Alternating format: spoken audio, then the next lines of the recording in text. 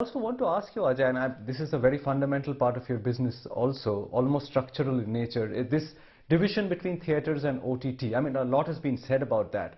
But I want to understand from you first, what is the breakup between how much revenue a PVR would typically make from top large budget movies like the Shah Rukh Khan's and Amir Khan movies that you spoke about and the mid budget movies? Because it seems like there is a bit of a shift going on where the larger producers and bigger actors, the big projects are looking at theaters, but the middle of the line budget theaters are probably looking at OTTs.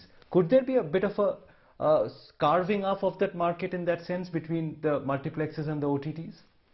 You know, I'm a big believer of, by the way, medium and small budget movies. I don't know then how much of a movie buff you are, but if you remember 2 years ago, movies like Badai Ho, Razi, Shubh Mangalam Savdhan, Uri, the Andhadhun, these are the movies that did exceedingly well.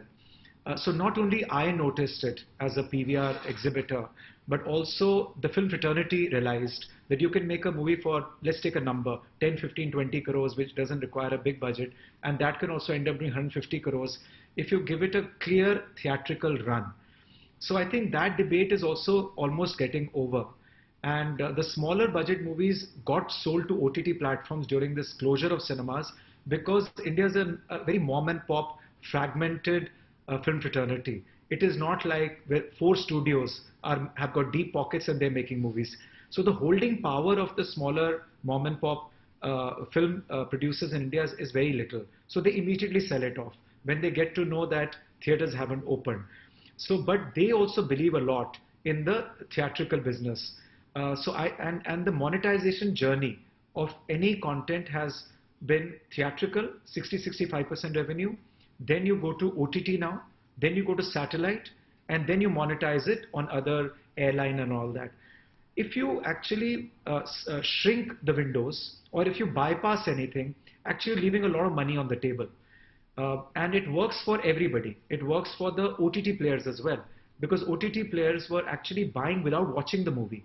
They were looking at the actor, the producer, the director, and buying.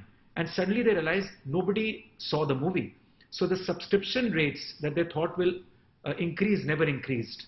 So they're also very happy to have the qualitative and the quantitative benchmark being set by the theatrical release. So when we talk to even OTT players, they're very happy to see whether a big Salman movie has really done well or not.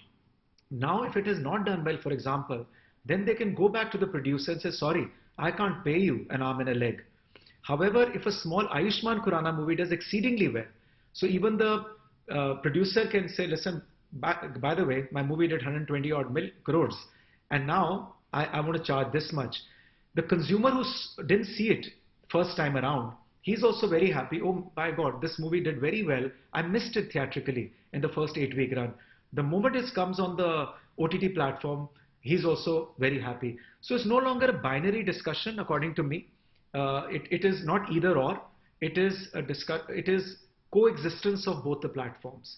A great monetization journey, normal monetization journey, is theatrical, OTT, satellite, and then the other revenues. So I think water will find its own level. This journey will come back again the moment we are back into normalcy, to be honest with you. This dystopian world has to go away and then we'll be okay.